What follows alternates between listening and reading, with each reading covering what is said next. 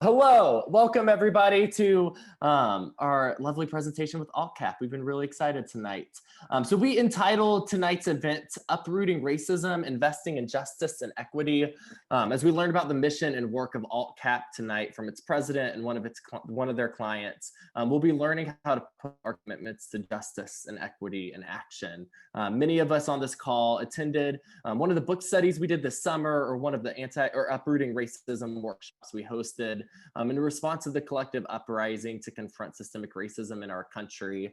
And one of the things that arose across those discussions was the importance of investing our time and resources in economic justice and making changes to the brutal economic system through which racism is too often perpetuated. So tonight, AltCap is going to show us one way in which people are participating in systemic transformation by investing in capital and resource-starved communities in the region through accessible and innovative financing projects and partnerships. Super excited to hear what they're up to. Catherine and I met with Ruben, Alonso, AltCap's president, who you can see tonight, some weeks ago, and we're thrilled to learn about the ethos and impact of their organization. Immediately, we saw connections between what they do and what we've been talking about as a church this summer. And tonight, Ruben is joined by Isaac Collins, owner and operator of Yogurtini KC on the Plaza and Shoal Creek. I go to that Chipotle on the Plaza like every other day, so I'm there a lot. But Isaac is going to share tonight about his experience working with AltCap and as a Black-owned business owner here in Kansas City. Isaac was featured in a couple of articles this summer, which I'll share in the chat in a minute if you're curious. I saw those when they were floating around initially. So it's an honor to have and introduce both Ruben and Isaac tonight. So in a second, we'll give the floor over to them so they can share about AltCap and their work and their experience. And then towards the end, in about 45 minutes or so, we will move to a Q&A time and discuss how we can each support their work in different ways. So a reminder that we are recording tonight's presentation, and we'll post it on the church website so that we can share it with others in our community. It should only show the camera of whoever is talking. So if you're on mute, you should be invisible to the recording, at least in a second. It may be gallery view now. But so you're invited to keep your camera on as you're comfortable, but you totally don't have to if you'd rather not. So I've talked a lot. Catherine, unless you have anything else, Ruben, Isaac, we'll move it over to you. Yeah. Okay. If Catherine doesn't have anything to add, I'll kick it off. Yeah, Catherine, Tyler, really appreciate you inviting me, and also for Isaac for joining us tonight. I know it was a little last minute to ask Isaac to join tonight, so I'm gonna turn it over to him real quickly. Just I know he's got limited time. He's a business owner. He's also got a family, and with COVID. Yeah, I think we're juggling a lot of balls in the air, but I really do appreciate you all welcoming me to tonight's discussion. I applaud you for having this discussion, and it's a really important topic. So just a quick little kind of history of AltCap before I introduce Isaac. So AltCap is what's called a community development financial institution. So we kind of approach inequities, disparities that we see in communities specifically through supporting investment in communities and supporting small businesses and trying to address what we feel are kind of systemic issues that exist in our financial system that prevent certain communities, certain entrepreneurs of color from accessing capital, and really kind of being able to use entrepreneurship as an economic empowerment tool for their community, for their families, for themselves. So we've been very involved in this work here in Kansas City for the last 10 years, using a number of different tools. But I would say this past year, we really had an opportunity to kind of step into a unique role to support a lot of small businesses that were struggling this year, but especially a lot of our minority-owned businesses, Black-owned businesses that, even before COVID had challenges accessing capital. So I will go ahead and just share a quick video of kind of the work that we do. Let me see if I can bring this up here. Let's see here. Let's see. Give me a second.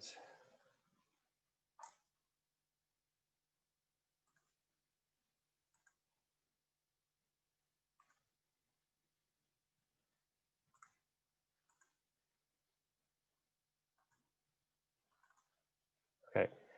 And just let me know if you all can hear this. I'm going to play a video here. Just give me a sign that you can hear this.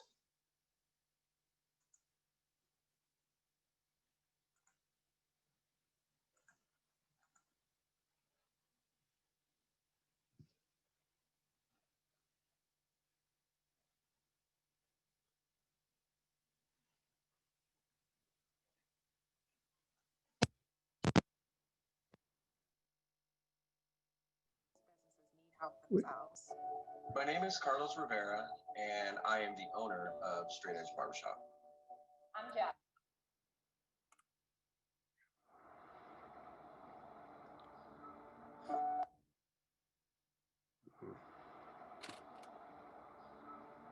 In Kansas City, small businesses and their employees are the fabric of our community. You count on them every day to provide the things you need. They are your neighbors, your friends, your family. But what happens when these businesses need help themselves? My name is Carlos Rivera, and I am the owner of Straight Edge Barbershop. I'm Jasmine. And I'm Amber. And we are the co-owners of Stellar Image Studios. I am Chris Evans, and I own T-Shirt King Incorporated.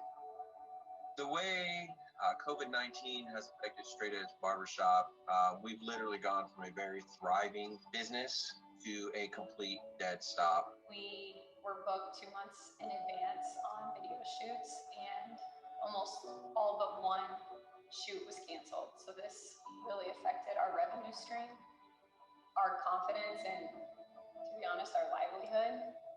Once the colleges closed, the schools closed, so all your summer, spring sports. So it really, once things started to close, we started to see that this is going to really have an impact on our business. You know, it's scary on, how are we going to pay? How are we going to pay the bills? Having to lay employees off at no fault of their own is always difficult.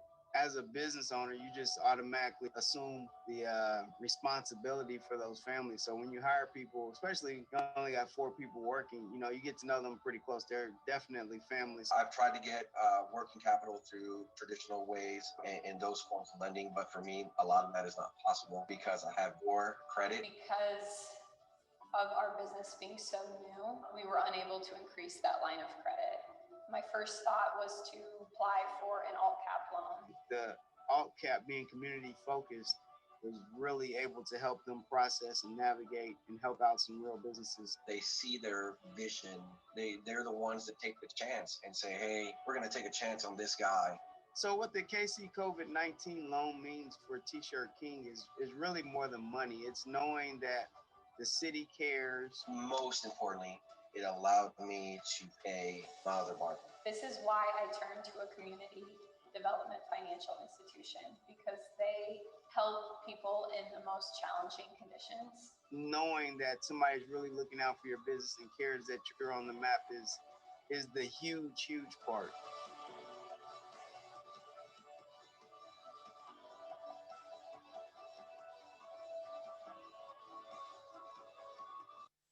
If you have the means to support small businesses, please do so. I think small businesses and small business owners are just the heartbeat of America.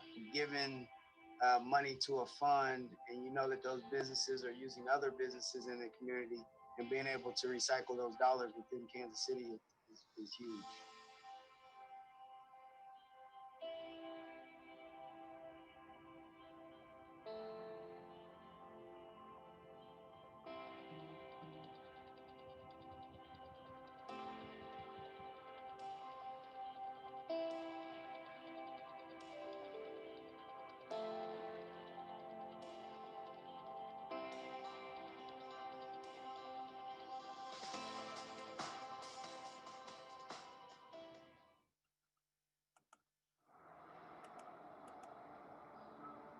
In Kansas City, Okay, small let me business. turn that off.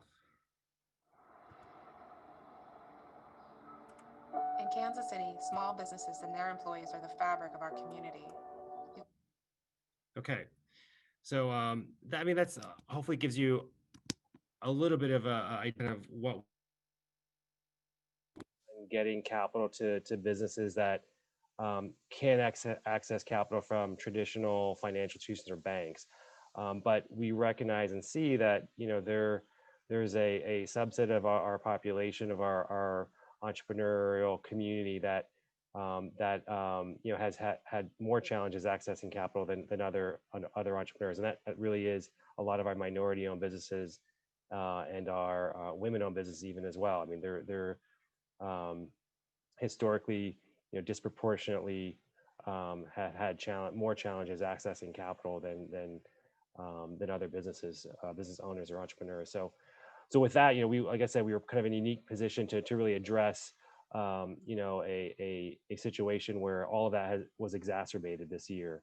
So I wanted to invite Isaac to talk a little bit about his experience at being not only a small business owner, but a Black-owned business, and kind of what his life experience has been being a business owner here in Kansas City. You know, how COVID affected him, and what it was like to even, you know, work with an organization like AltCap, who is, you know, very intentional about, you know, how we try to get capital to businesses like Isaac. So Isaac, Yeah, I'll let you take it away. Cool. Well, I appreciate being here. Ruben, thank you for inviting me. I love speaking on this topic. I think it's one that's incredibly important. And so anyway, yeah, thank you for having me. I love working with you, and it's been awesome over the last 6 months or so. Being a person of faith myself and attending a local church here in Kansas City off the Plaza, I think it is amazing when churches speak up for racial injustice. I love it because, you know, right now in our world, as we know, guys, you know, everything is so political. It's becoming so politicized, where it's, you know, you have to be on the left or the right, and you have to have a thought process on it. And you know, at the end of the day, as Christians and as believers, you know, we're told to fight against wrong, and we're supposed to stand up for right. And I think this is one of those topics. And, you know, sometimes churches don't speak up on it. And that's not for me to judge, but I love the fact that you guys are. So thank you for doing the hard work and diving in.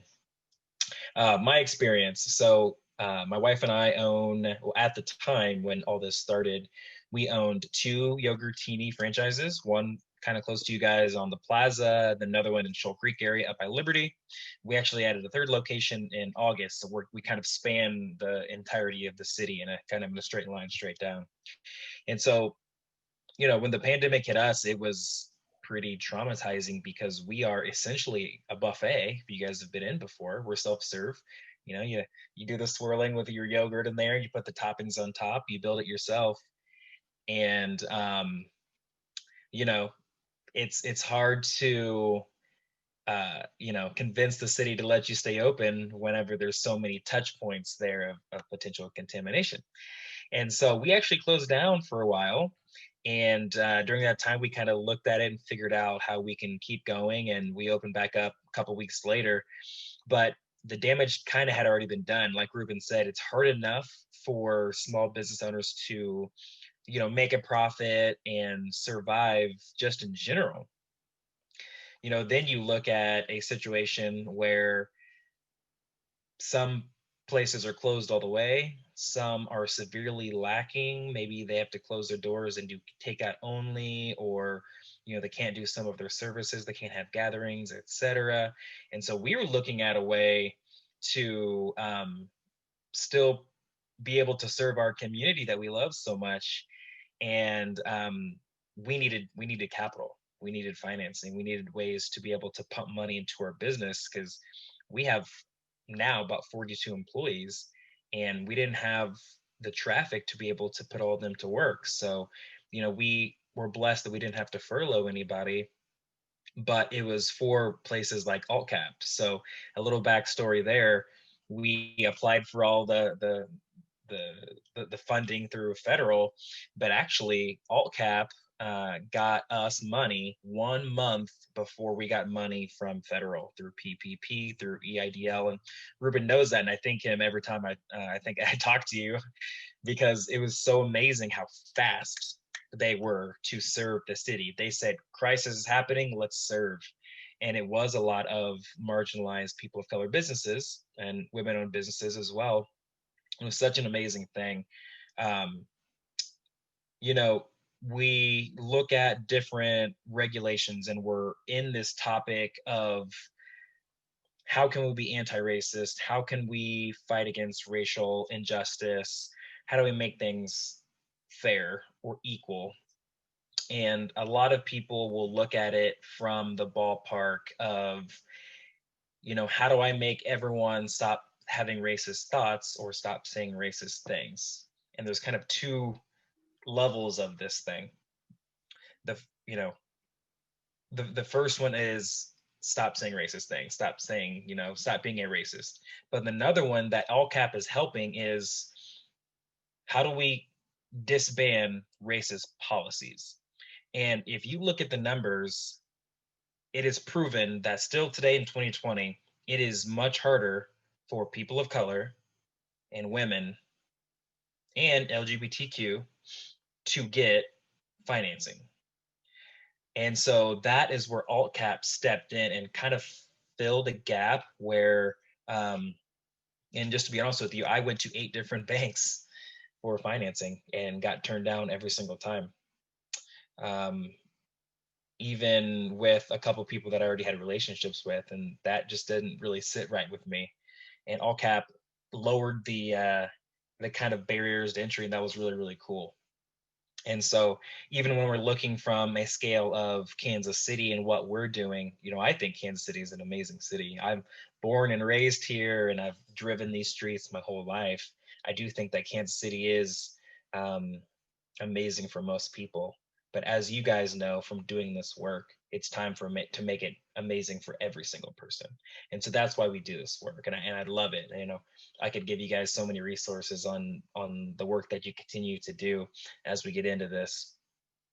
But for my own circumstances, as far as how it's manifested, I've been out there myself.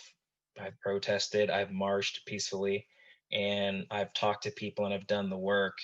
And when people have come to interview me, like if you read that article in the chat there from Startland News, it was really interesting because people come at me and want my opinion from the concept of a business owner.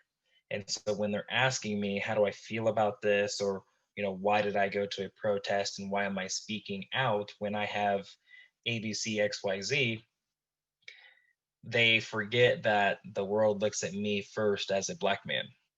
And that has been my experience. When you come into my business, I get immense respect for the most part. But it's when I step out of my business and people don't know that I'm an entrepreneur, that I own Yogurtini, that we have a nonprofit, etc., then I'm treated very differently.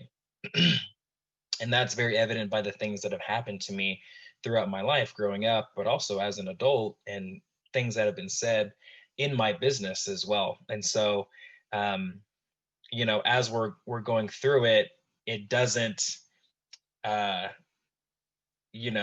discriminate just because I'm a business owner, is the point that I'm trying to get across. And so, guys, we have a lot of work to do here.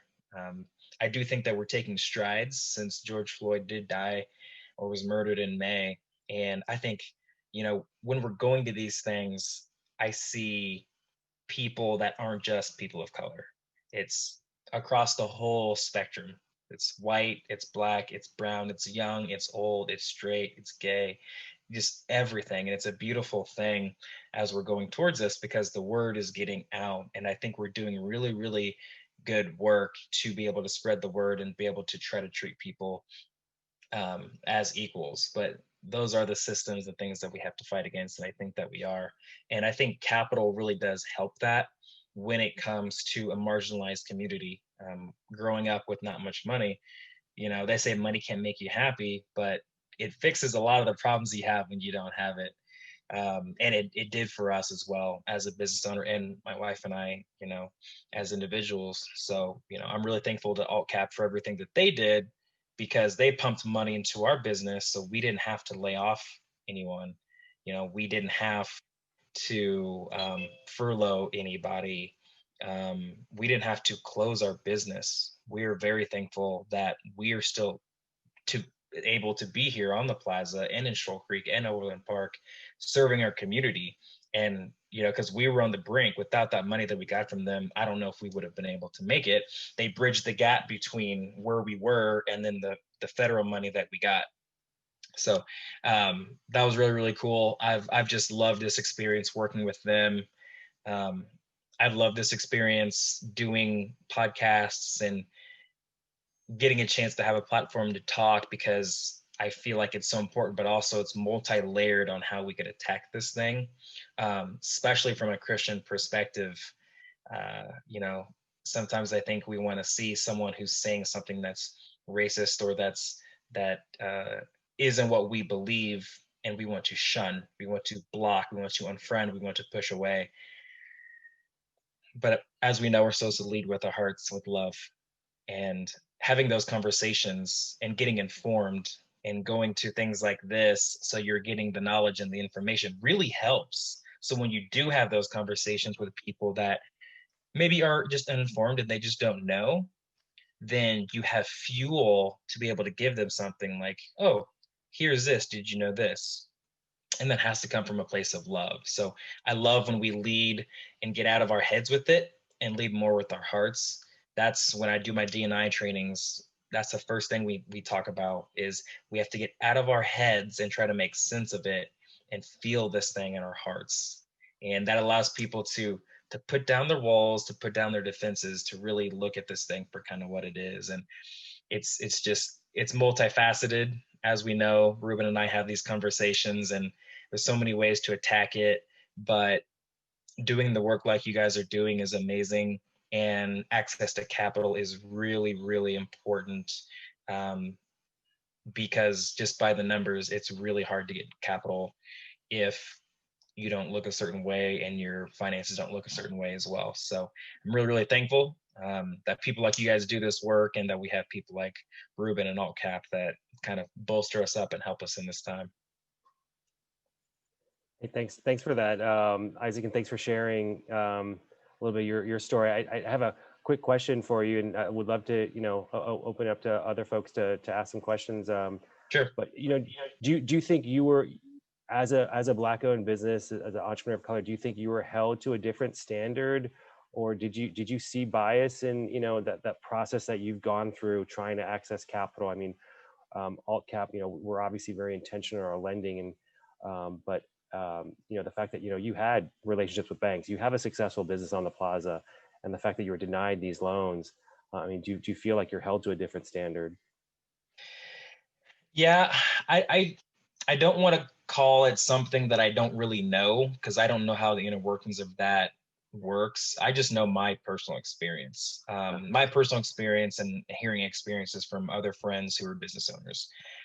Not many of my friends who own a business that are Black got money from a traditional bank, situation. Mm-hmm.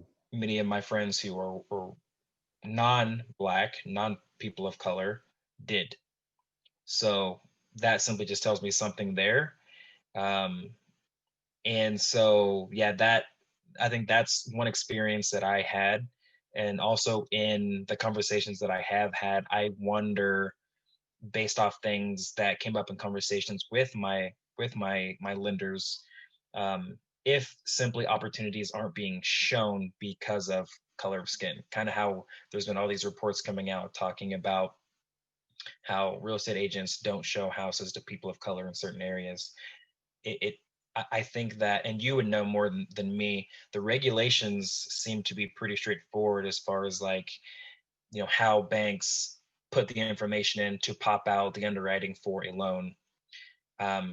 It makes me think that maybe people of color, Black businesses aren't even submitted in the first place, because I got rejected sometimes before really even giving any information.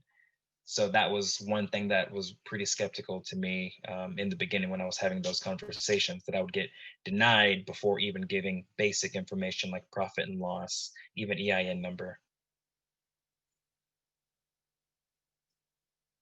Yeah, does anyone else have any questions that I can answer? Wish I could see more people. Isaac, I think there was a question about where your Overland Park Yogurtini location is. Someone's Oh, yeah. asking. Yeah. So, oh, I see someone said love Yogurtini Plaza. Appreciate that. Our OP location is located at 135th and Antioch. So we are west of, what is it, Deer Creek and Corbin Park and whatnot, about a mile. Yeah, 135th and Antioch. We actually purchased an orange leaf frozen yogurt and purchased it and repurposed it and whatnot and rebranded it into Yogurtini. So it was cool. Yes, the Yogurtini Plaza one is by the library, Chipotle, and the Mix. So Isaac, you weren't told by the traditional banks that your business plan was flawed, or, you know, any real material things that you felt, or any constructive criticism, or what you just felt that you were turned down for a basic reason? So different circumstances with different people. So if I got to that process, then yes, it was, hey, you know, you need to work on this, you need to work on this. Most of those were turned down really quickly. So little backstory on me. I've been a business owner for 9 years. I own 3 businesses now, but I've owned 3 other businesses besides that. And my wife and I have a nonprofit. And so it's not only this scenario, but different conversations and whatnot that I've been in over the past almost 9 years. But during the pandemic time, it was a mixture of getting to the point to actually give a business plan, to get feedback on what needs to be changed, all the way to getting my information. Like I had one conversation with a banker, and I don't want to throw the bank out, or you know who it is, but got through the process, did this short little personal like Google form of kind of who I am as the owner. And when I submitted that, didn't hear anything back of my business or anything like that. And that was actually a referral from a mutual friend, and he was dumbfounded on why that happened. So I hate those scenarios, because then it only leads me to speculate, and I hate to speculate because I don't want to call something that it's not. So yeah, that's a good question. Looks like we have another question. What church do you go to on the plaza? Oh, so I go to Hillsong, Kansas City. Before it was Hillsong, it was the Cause. I've been going there for about 5 years. And then I went to a different church. I actually moved here from Kansas City, lived in St. Joe, lived in Iowa for a while, and kind of always been connected to a church in, you know, one point or another. But yeah, the Cause is where I've been going now, Hillsong, since getting back to Kansas City. I have a question. Sure. It's for Hi. you and AltCap. It is about the application process. Besides being intentional about the whole service to entrepreneurs of color and women, minorities, what is different about that application process itself that happened so fast, happened with you and others to receive funds? What's the difference in the application to AltCap and the application to a regular bank? You want to take that one? Yeah, I mean, and then you can maybe share your experience with us. It sounded like it was a good one. So, our process in a lot of ways is very similar to a traditional normal loan application process. The one thing that I think where we differentiate ourselves with banks and traditional financial institutions, things like credit score is not an immediate disqualifier, or low credit score is not an immediately disqualifier for AltCap and our lending decisions. We're also a lot more flexible, open-minded about collateral, how we secure our loans. So I think a lot of that is really comes from the idea that, we recognize that we're all working in a system that's still kind of influenced by, historical racist constructs. And I'll give you a good example, especially in the minority community where, you've had racist constructs that prevented Blacks from accumulating wealth or assets for a very long time. And you look at the redlining that's happened even in our city where you prevented minorities, Blacks from actually, buying homes, buying a house.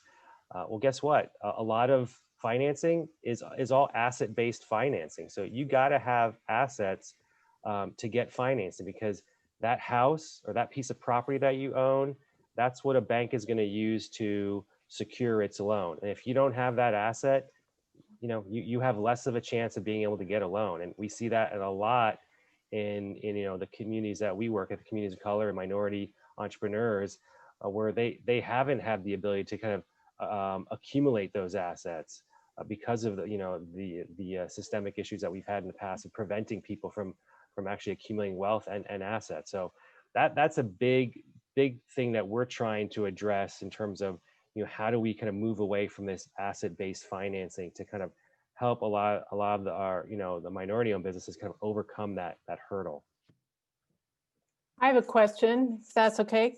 Yeah. I was recently heard Dr. Nancy Lopez speaking on some of these issues, and she used a term called street race. And that is, she's a Latina, so she was talking about some Latinos go down the street and they look like a white person, they get treated like a white person.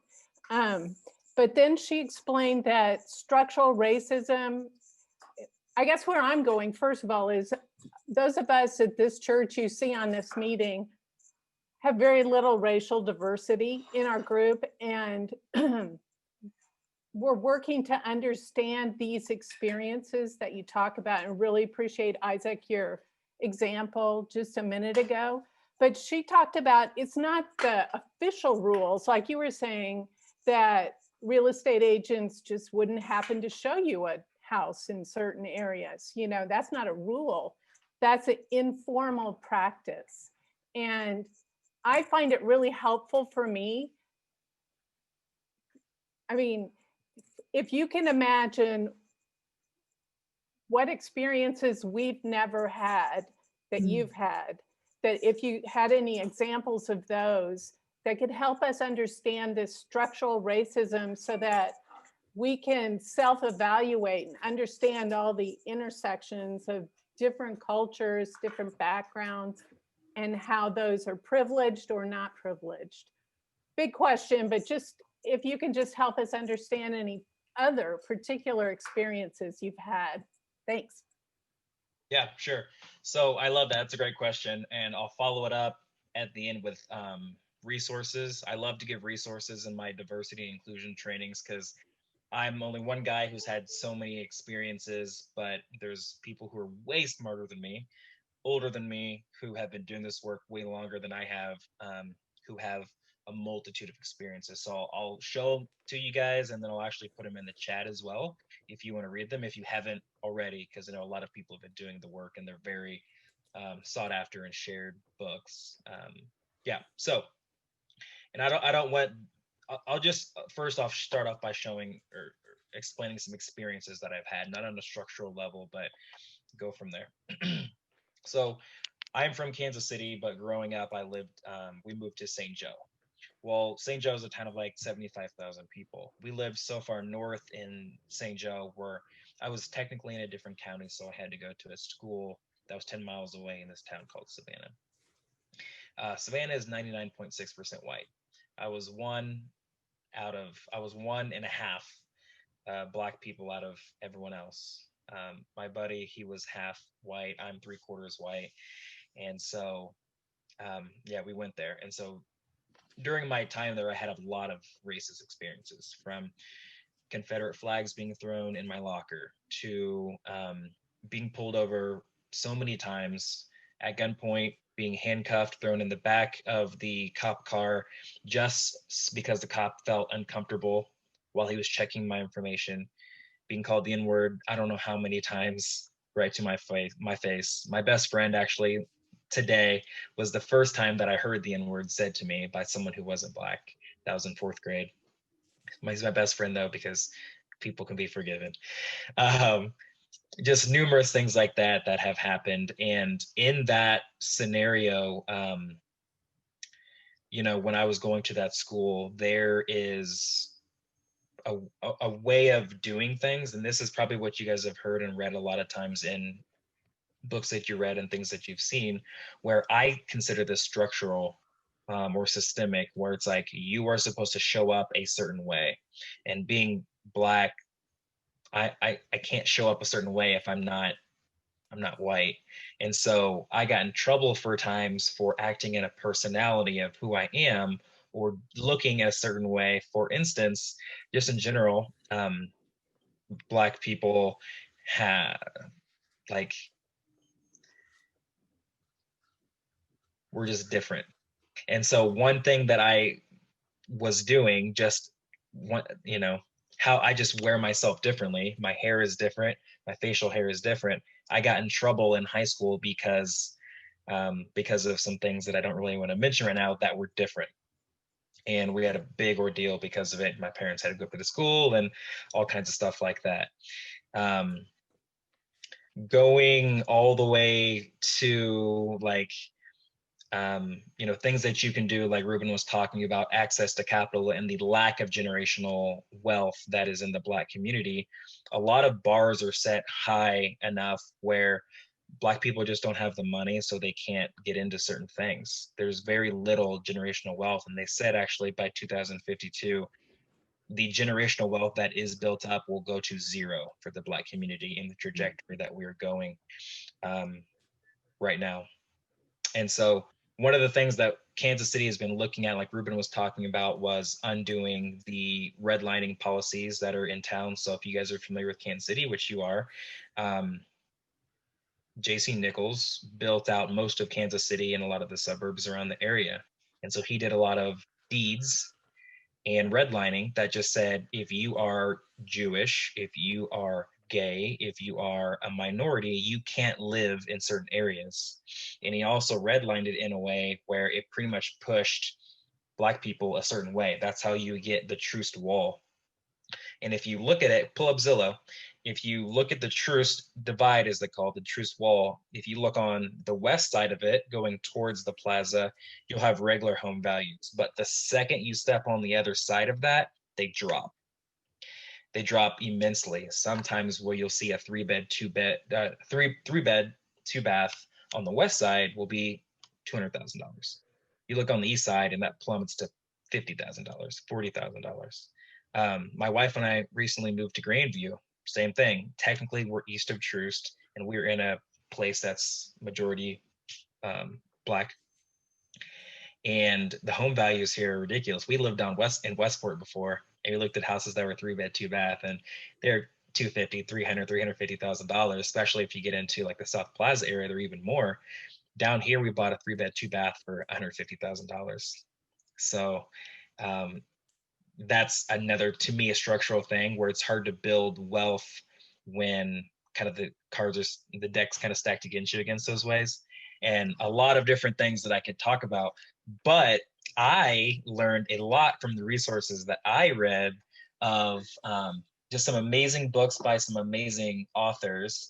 My favorite one, I don't know if anyone of you have seen this or heard of this author, but Dr. Ibram X. Kendi. For me, he's the gold standard. He's so good. He writes books in ways where you can really understand the stories, but he tells you a lot of like how we got here as a society. And this one's called How to Be an Anti-Racist. This one's really good. This one is so big, but this one's also by him. It's called Stamped from the Beginning. And again, I'll put these in the chat.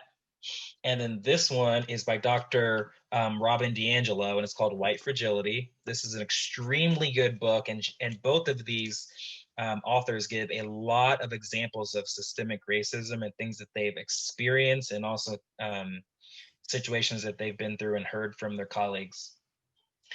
And this one is probably the easiest read and gives a lot of examples as well. It's called So You Want to Be or so you want to talk about race, and it's by Ijeoma Oluo. Yeah, amazing books, and we can just learn so much from these. I've learned so much. I've had my own experiences, but I've learned so much from the words of people who study this and do this work every single day. I think one of the biggest systemic things that stands out to me is the lack of representation. I think that it is really hard to get by in certain arenas when you are misunderstood, and the lack of diversity in certain areas makes it really hard for minorities to feel like they can do it.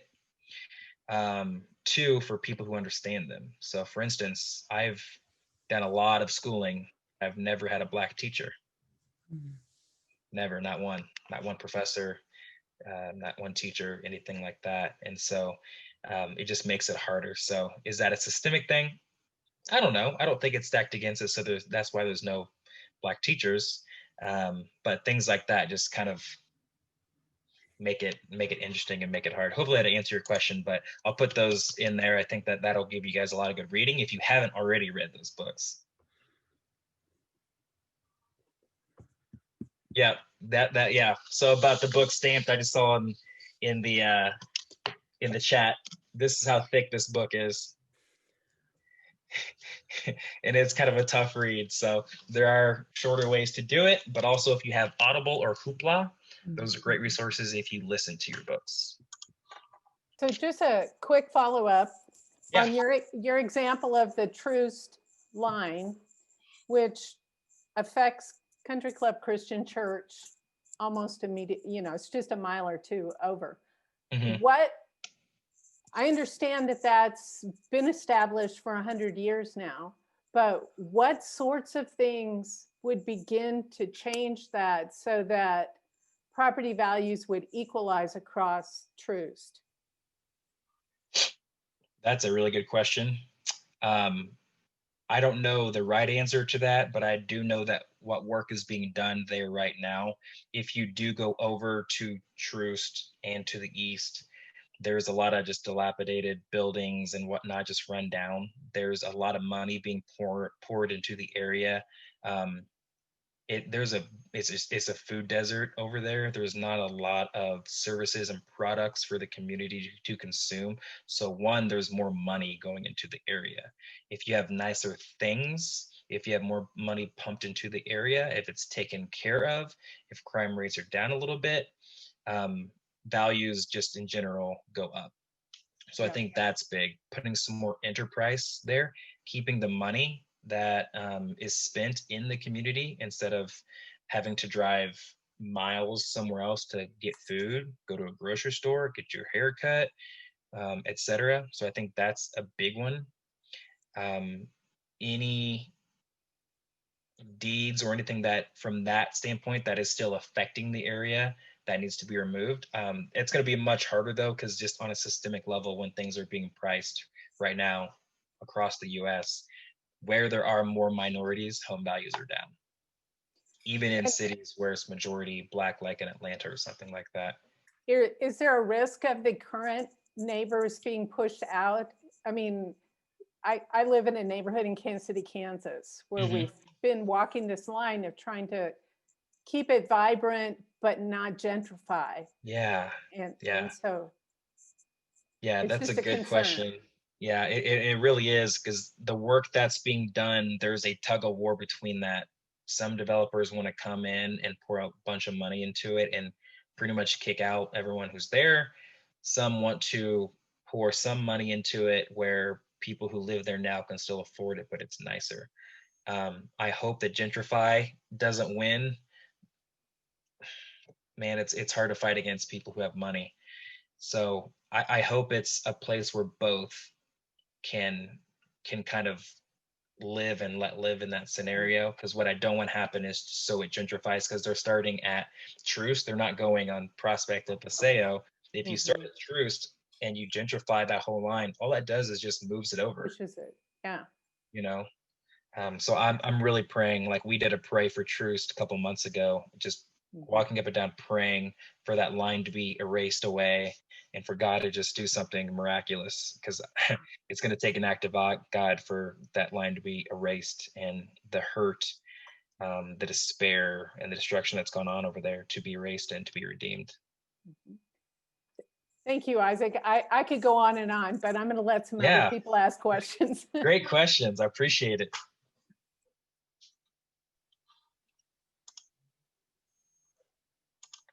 Yeah, I don't want to keep you, Isaac, if you got to go. I know you were taking care of kids tonight with your wife out, but yeah, thanks for being here. I will add a little bit to that kind of discussion about Troost. You know, AltCap, before we were kind of a small business lender, micro lender, and we've really been only active in small business lending, micro lending for the last four years or so. But before that, we were really focused on tax credit financing. So using a federal tax credit called the New Markets Tax Credit Program to support investments in what are considered economically distressed communities. So we've been investing a lot of our tax credit capital on Troost. We have probably, well, between our tax credit investments and our small business and micro lending, we probably have put about $40 million on Troost between 24th and Troost up to 37th and Troost. Between, you know, projects that we financed, small businesses that we financed, you know, real estate development projects that we financed. But to your question, Sally, you know, I think the way to address this is you have to invest in these communities, and you know, it's got to be public and private capital. We come at it from a very kind of hybrid approach, leveraging kind of public and private capital.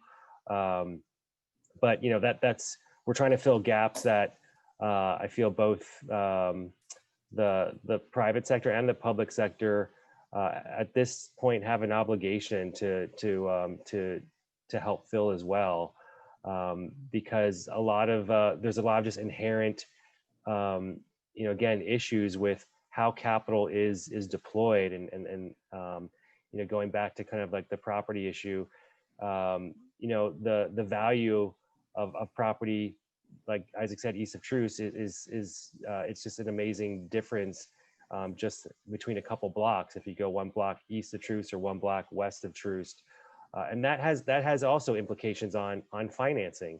You know, a lot of the projects, the real estate development that we have financed on Troost, a lot of the issues, you know, with you know, the developer being able to access sufficient financing is because of this appraisal gap, because properties that, you know, if you put that in the East Crossroads or the Crossroads, would be, you know, 2 times, 3 times more valuable than if you put it, you know, a block east of Troost. So being able to get enough financing to actually finance that piece of property east of Troost has, again, these kind of inherent challenges. And the big one is that appraisal gap. And we do a lot of our real estate financing without appraisals, because we know we're gonna you know, probably come up against that issue if we did try to find some appraisal value that will justify how much we're going to lend to that developer to develop that piece of property, you know, on Troost or east of Troost.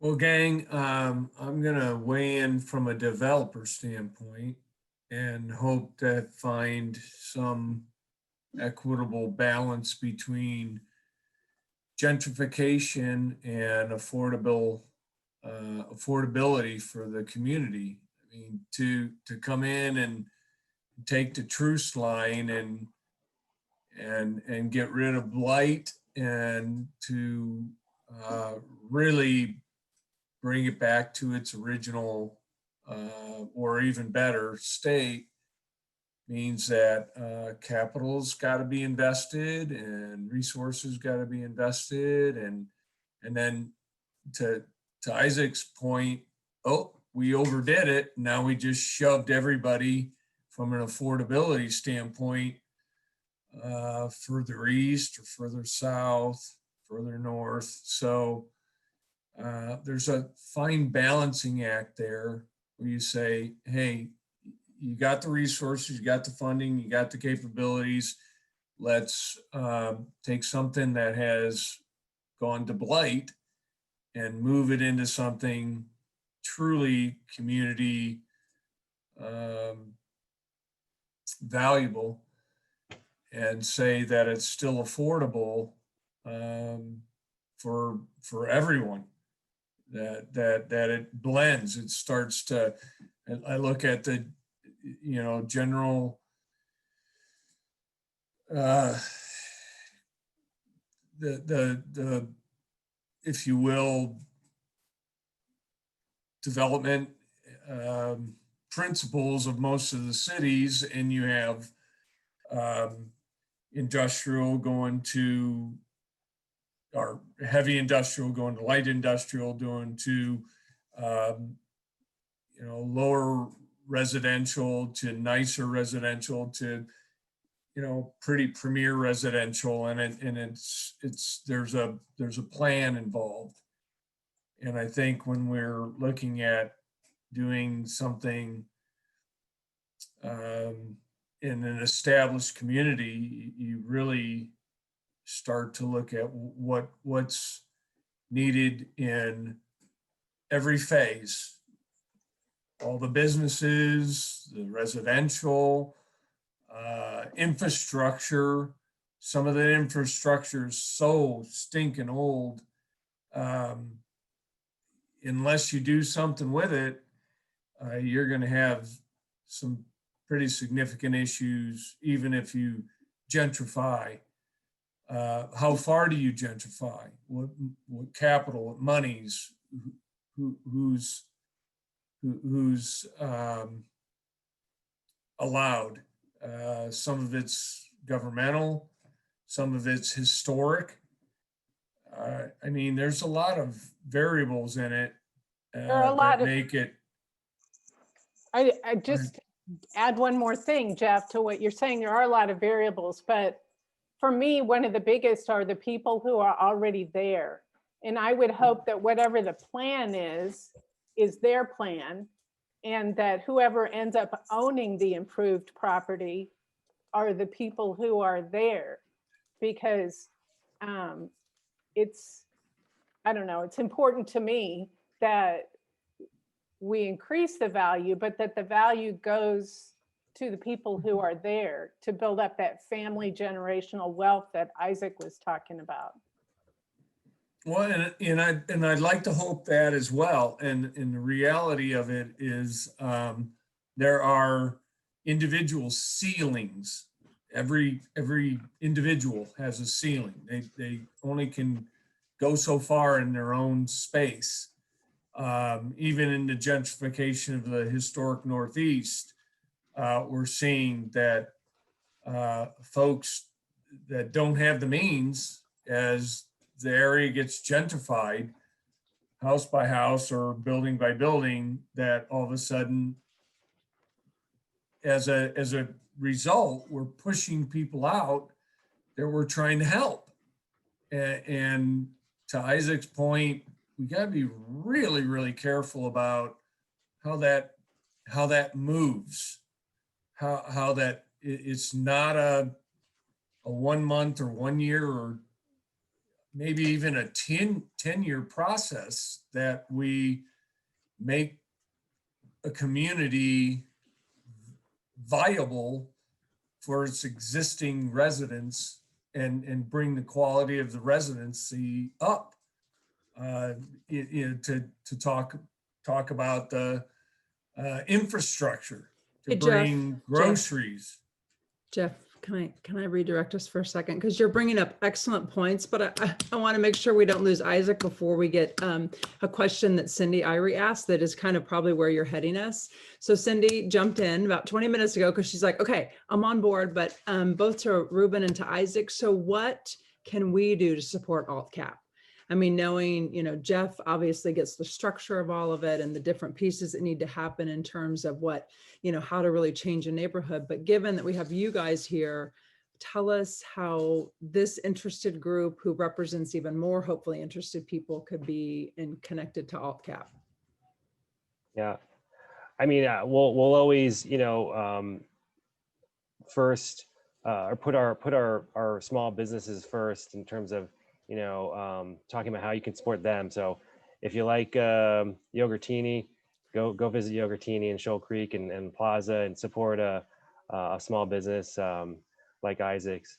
But I also say, to support one small business is great, but we have a lot of small businesses, certainly a lot of our minority-owned businesses that could all use support, and the best way to do that, in my opinion, and I'm obviously a little biased, is to support a CDFI for all the reasons that we've been kind of talking about here in terms of just our commitment to bringing capital to kind of underserved, overlooked small businesses. What we do to support investments in communities, but doing it in a very kind of intentional way, in a equitable way as well. So I've got some specific ideas about how to do that, but I want to give Isaac a chance maybe to talk about what he thinks we could do to support more Black-owned businesses, especially with just the challenges and hurdles that they face that non-minority-owned businesses don't. Sure. So I love this question, and it actually does go to Jeff's point a little bit, how to make the community better. It's definitely two-sided. This is like racial injustice 201 instead of 101. It has to be attacked from both sides. And so, we're talking about ways to make the community better and how to not gentrify it, but build it up, et cetera. On the other side, and due to the mindset that has been set in from years of slavery to Jim Crow to civil rights to mass incarceration, everything else that has stifled the Black community, there's a certain mindset that we can't overlook now that makes minority communities and Black people feel like they can't, you know what I mean? And so that's something else that we have to look at.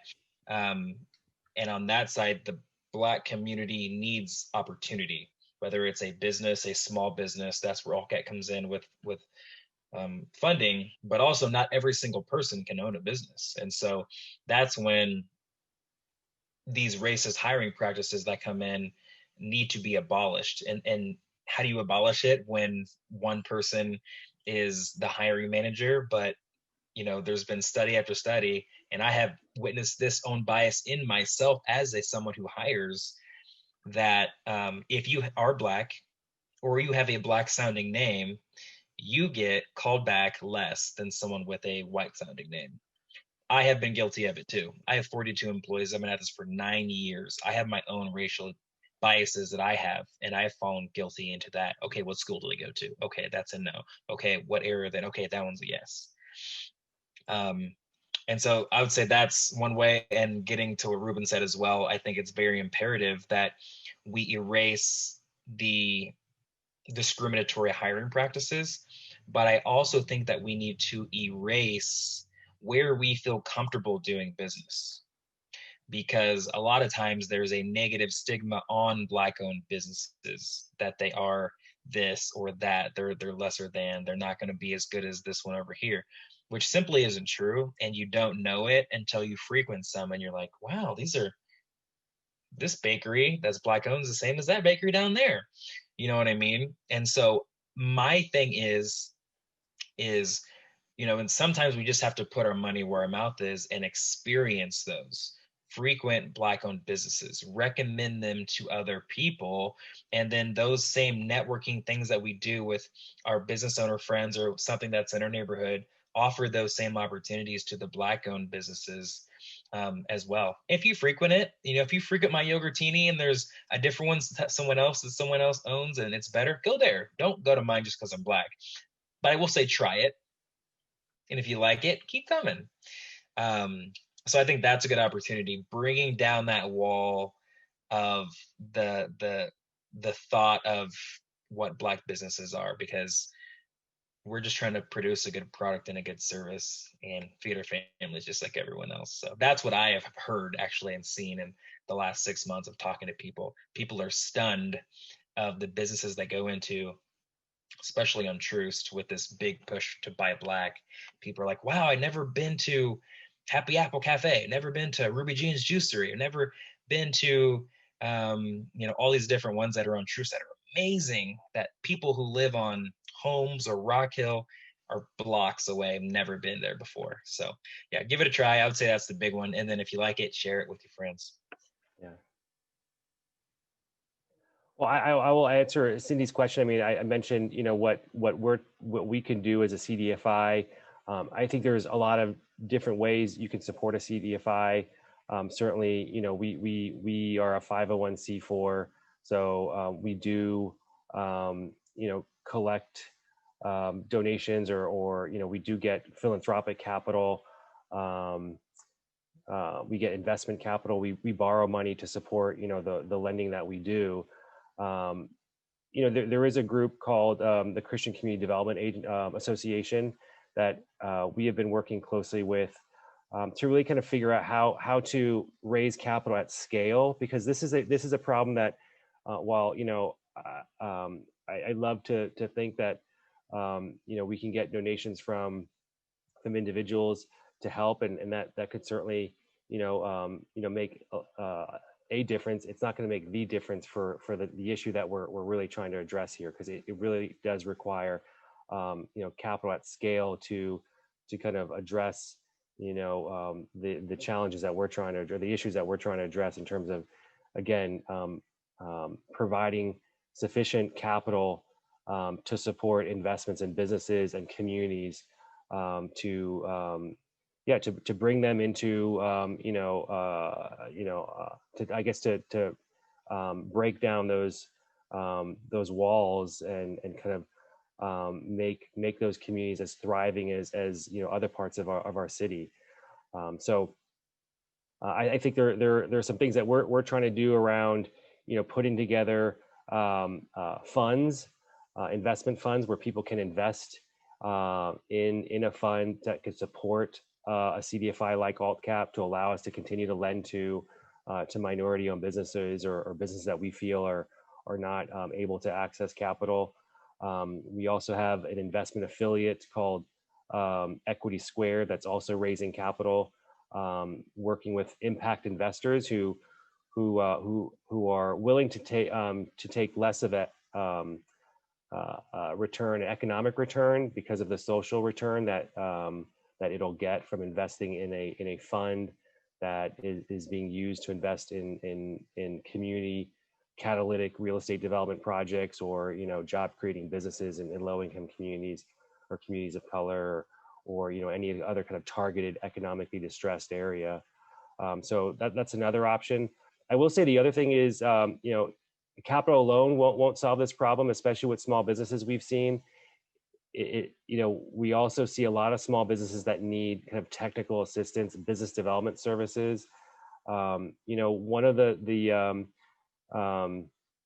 issues with how segregated our community is, on racial lines, but also economically, is the lack of a network that a lot of the small businesses that we work with, they just don't have that network of friends, families, professionals that they can access, an attorney or an accountant. I mean, that's a big challenge for a lot of small businesses that, they're busy kind of focusing on their business. They don't have, the expertise to help them kind of manage their business and make kind of the best decisions around, operating that business. And, being in such a segregated community, they just lack that access to that network, and they don't have that network. So I think there are ways that we can definitely facilitate, if there are professionals in your congregation that want to work with a small business, that want to help a minority-owned business provide, some service to support that business. We can definitely facilitate that as well. Ruben, I can tell you that our church is known for having more lawyers than anybody can imagine. So if any of your businesses need a lawyer, we can connect them. Yeah, absolutely. I mean, I think that is one thing we saw with the PPP lending that we did this year. So we were a PPP lender, but the the lack of expertise that a lot of these business owners have around, issues or business law or accounting was shocking. And we had to put together a team of CPAs, accountants, to actually help a lot of these small businesses navigate the application process for a PPP loan, do the loan calculation, and that was huge. So we ended up reaching some really significant goals that we had set out for ourselves. The amount of PPP lending that we wanted to do to minority-owned businesses, Black-owned businesses. So I think 65% of our PPP loans went to minority-owned businesses. The average loan was $18,000, but we couldn't have done that, I think, without that team of professionals that help those businesses get through that application process. So I think that translates into a lot of what we're trying to do in terms of making capital more accessible to these small businesses. And again, it's not just the capital they need, but it's also those professional services. So Lori, I'd love to talk with you and your congregation to see how we can maybe put together a team of attorneys to help a lot of our small businesses. I'm not an attorney. I'm one of the few that are not part of that. But I'm actually a small business owner myself, a sole proprietor of an LLC. So I've been through some of the same struggles this year, and can speak to the fact that those connections are hugely important. And so I can go ahead, Catherine. No, Lori, I was going to say you could partner with a women-owned business. See? Yes, absolutely. Through the role, Yeah. So I'm a graphic designer, so I have different skill sets, but that can also be tied to, that mentorship is hugely important to a lot of small businesses.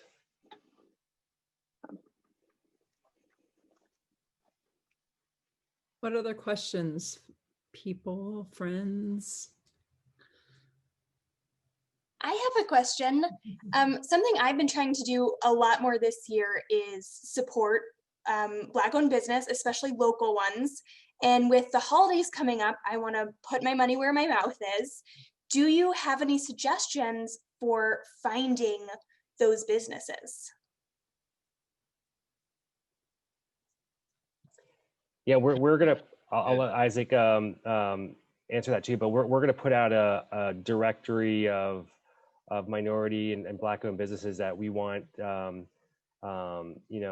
people to support, especially kind of this buy local campaign or buy Black campaigns that have come out. We think this is a great opportunity to like you said, put your money where your mouth is. Yeah, I agree. So with us kind of going into a second round of stay-at-home orders and whatnot, I imagine that more talk will be around, supporting local, because I know I've started pushing that big time again. Hey, support local, support local. And so when that support local starts, so does the Buy Black. I know Ruben will do a good job of putting that together. I'll search for some as well, because there were a bunch of organizations that put lists together with Black-owned businesses and whatnot. I can't remember what organizations exactly, but I'll find those and send those to Ruben, and maybe you can email those over to your team. But yeah, there's several. I just can't think of the companies right now that put those on. So yeah, we'll get you those resources. That's a great idea, by the way. I love that. Anybody else want to jump in with? I'm looking through the chat to make sure we answered all the questions. Catherine, this is Johnson. Mayor just asked the question for Ruben. Will that list also include other minority and other women-owned businesses, or just Black-owned?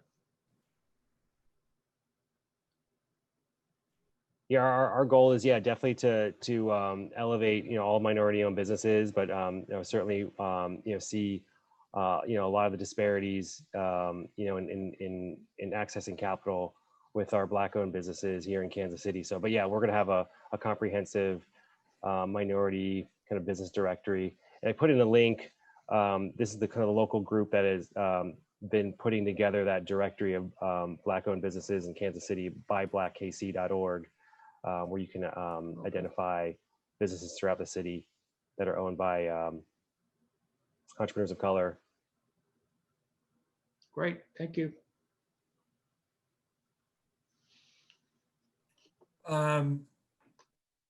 Ruben, where does AltCap get their funding? So yeah, so mostly from our tax credit financing. So we have a portfolio of probably close to $160 million in tax credit finance projects throughout Kansas City. It fluctuates anywhere. So we've had anywhere from 160 to 200 million in investments out, in Kansas City. So we get interest from those loans that we've made through that tax credit program. So that keeps the lights on, but also fuels, our small business lending and our micro lending that we also do. But we've recently, in the last year or two, have also been raising capital. We've borrowed money from banks who have provided us very kind of low cost capital to allow us to make loans.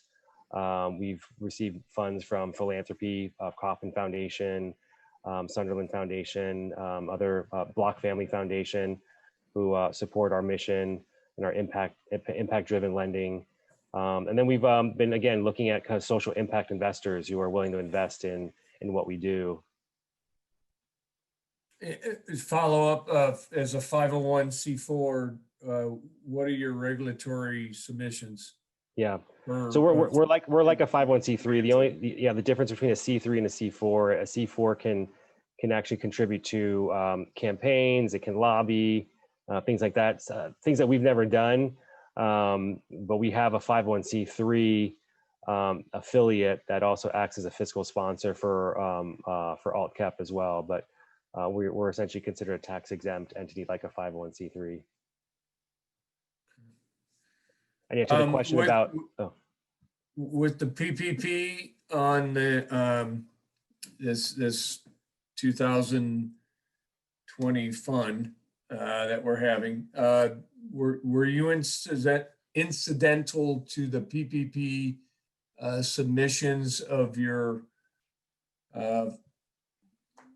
businesses and whatnot to help them kind of bridge the gap and qualify for their PPP on Yeah, so we had our COVID loan fund, which is something that Isaac was able to take advantage of, but then we're also doing PPP lending through a partnership with PNC Bank that invested $1 million into AltCap so that we can make PPP loans to small businesses and minority-owned businesses.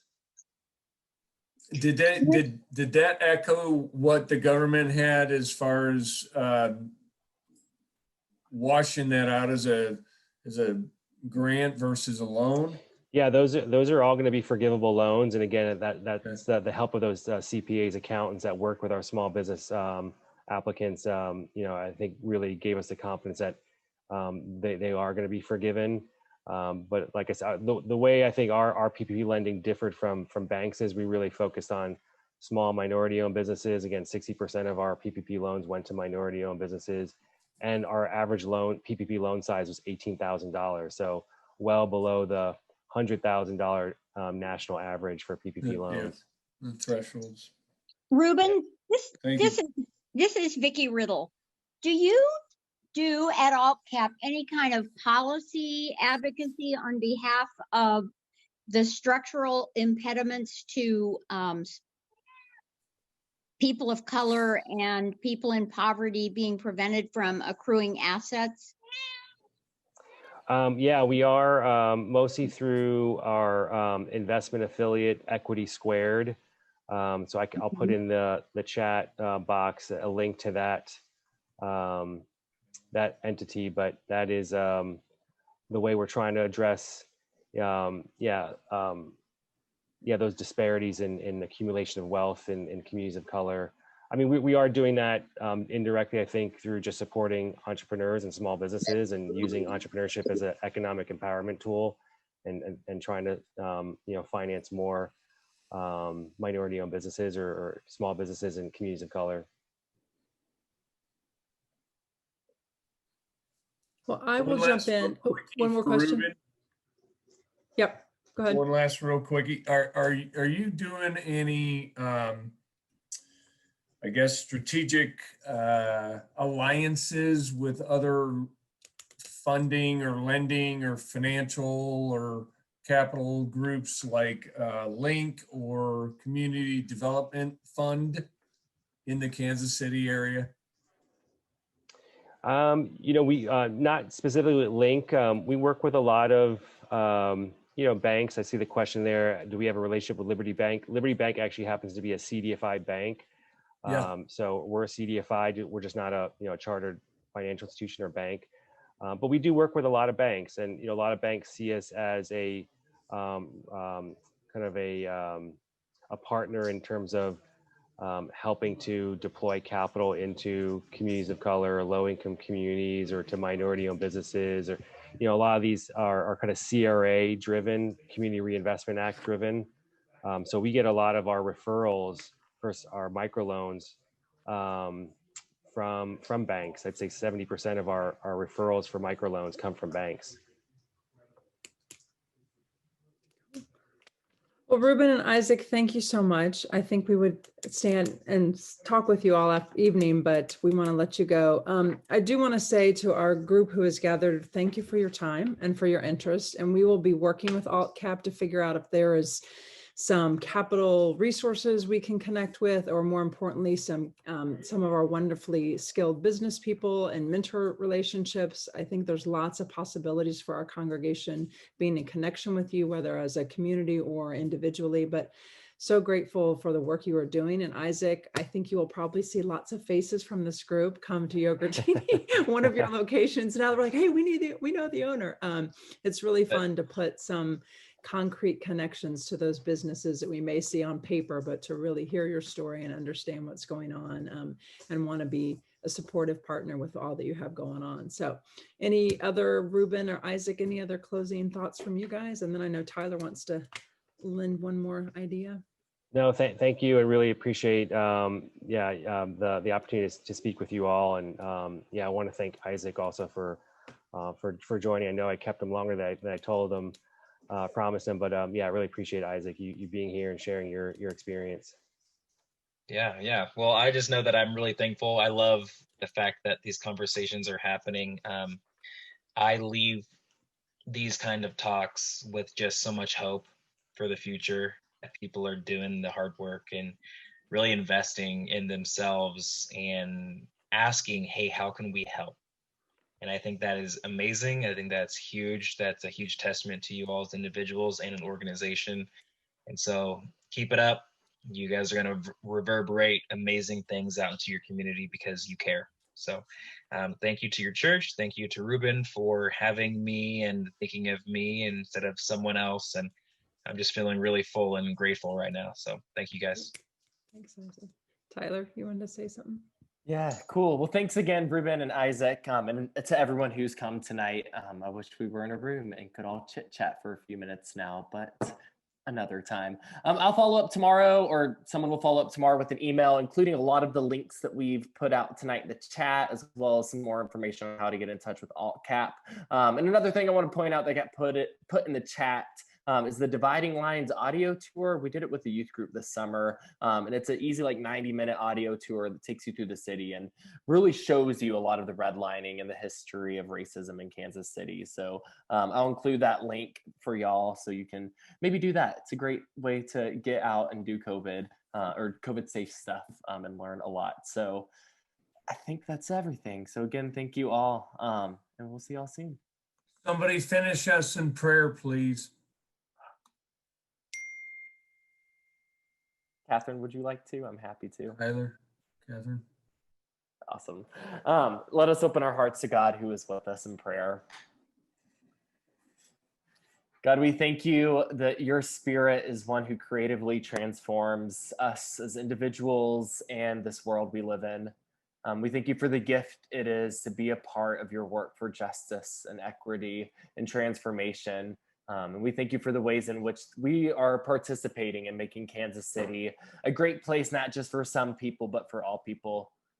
Thank you for Ruben and the work of AltCap. Thank you for Isaac and his work as a business owner and his stories and sharing tonight. Continue to motivate us and inspire us as we make your love even more real in the world. In Christ's name we pray. Amen. Amen. Thank you. Good Thanks, night, everyone. everybody. Be safe. Good night.